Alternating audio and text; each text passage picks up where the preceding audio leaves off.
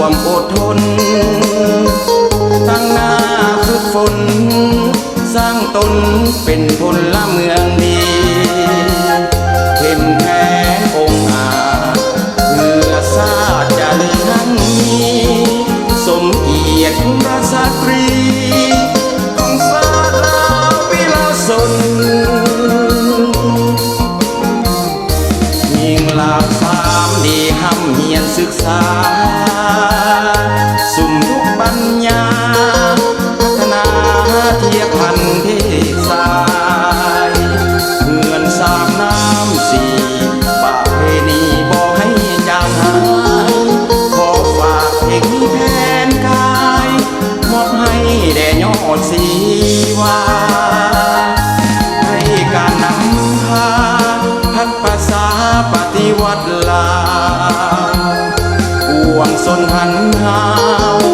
เดินตามเส้นทางสองสายมาที่สามสร้างเป็นแนวทางสว่างสวัยมีอ้ายมีน้องห่วงใจก้าวไปสู่ความวัฒนายิ่งลาวสามดีถนอมท้องตัว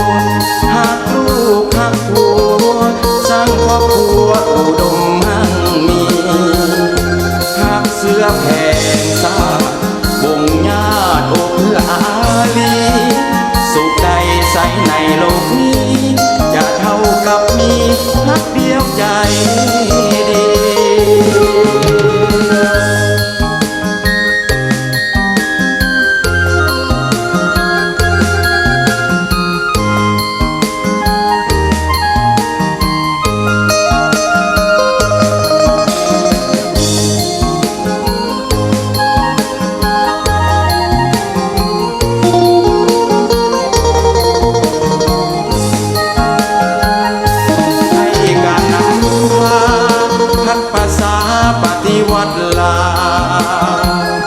ห่วงชนหันหา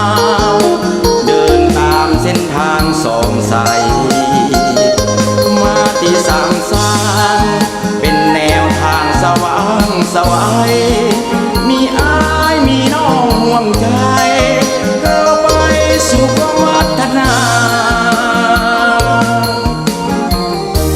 ยิ่งลาวสามดีถนอมท้อง